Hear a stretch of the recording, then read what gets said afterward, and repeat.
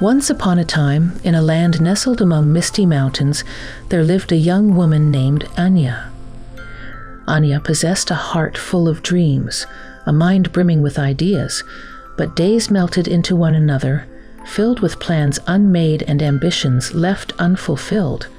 Her spirit felt restless, bound by the invisible chains of procrastination and aimlessness.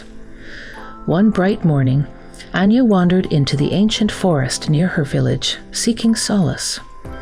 Beneath the rustling canopy of trees, she stumbled upon a clearing, and in its center stood a humble monastery. Legend whispered of the wise monks who dwelled within, masters of discipline and inner focus. Curiosity sparked within Anya, and a yearning to learn their ways tugged at her soul.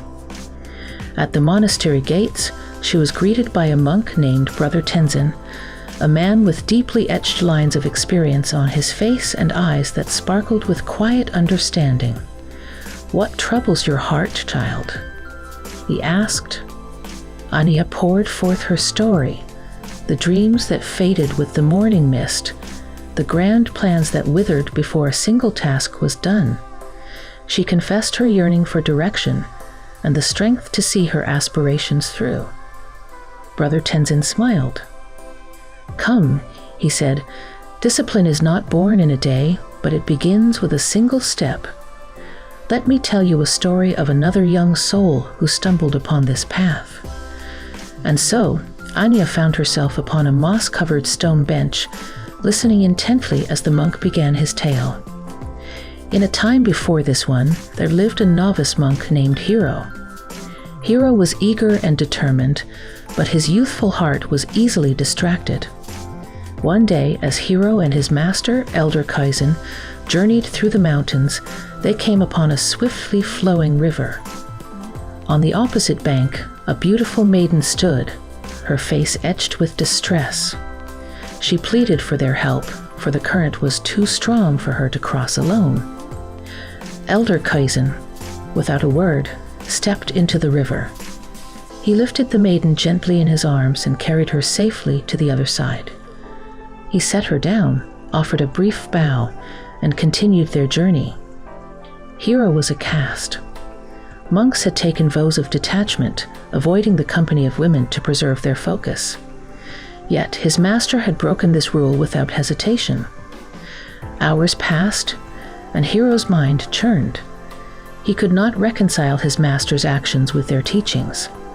Finally, unable to contain himself, he blurted out, "Elder, we have sworn to avoid such attachments. How could you carry that woman across the river?" Elder Kaizen paused and looked at Hiro with eyes full of both kindness and a hint of amusement. "My dear Hiro," he said, "I left that maiden at the riverbank hours ago. Why do you still carry her?" Brother Tenzin paused, giving Anya a moment to let the words sink in. Hiro, in that moment, understood, he continued. He had been weighed down by judgment, clinging to the past rather than staying present on the path in front of him. Our burdens, Anya, often lie not in the external world, but in our refusal to let them go. Anya felt a shiver run through her. How often had she carried old failures like stones upon her back? How much of her present was wasted dwelling on past mistakes or fearing future ones?